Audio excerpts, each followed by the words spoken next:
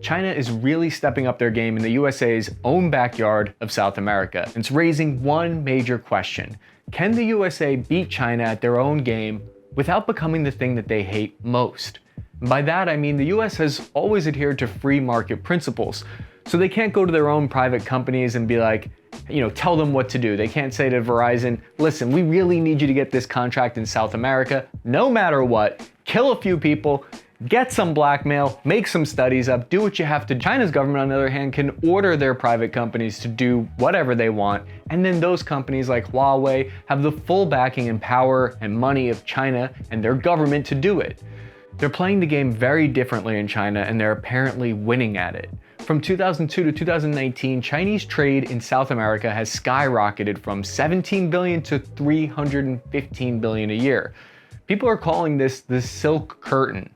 They're attempting to evoke some Cold War era terminology that's reminiscent of the Iron Curtain of the Soviet Union. Of course, the Silk Curtain doesn't sound as scary, wouldn't mind tearing that wall down. So the US and China are battling for influence in Latin America left and right, and they're doing this by basically trying to buy favor.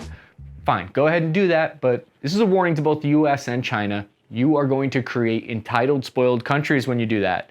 A quote from one of the residents in Paraguay who can't export to China said this, quote, Taiwan helps us a lot sending donations and financing, but it doesn't serve us at a great scale. So there you have it. They help us, but not enough. It's like I always say, what have you done for me lately, Taiwan? Nowadays, China is the top trading partner in South American countries.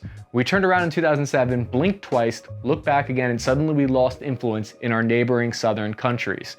Way to go, CIA. You were too busy spying on my post-secret messages in 2004 to notice what was going on. So China is busy building regional infrastructure, ports, roads, dams, railways. Of course, some countries aren't biting the bait. They've seen the numbers that China's been lying and that their bribes to get these deals aren't great. They're giving out these predatory loans.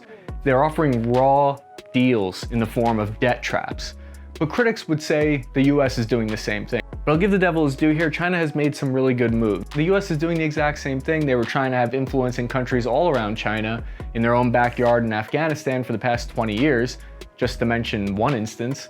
According to some unnamed senior department official in the US, they said, quote, this is part of the CCP's global plan to export Chinese ideals and bad practices beyond the Asia Pacific.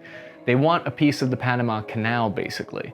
They want this to be a part of their Grand Belt and Road Initiative, which everyone thought was going to solidify China as the #1 world power, but it's recently hit some snags. Today, China is South America's top trading partner. In 2019, Chinese companies invested $12.8 billion in Latin America. That's up 16.5% from 2018. So one of the goals here for China is to gain these alliances with Latin American countries because it offers Beijing really important votes in the UN, and the Chinese get to back appointees to multinational institutions. So it's pretty clear to me that China's trying to curry favor in South America by buying off countries, and the US is trying to do the same thing, but maybe not doing it as well. These South American countries are already kind of primed to be influenced by countries like China because a lot of them are communist and have Soviet influence from their history in those banana republic countries.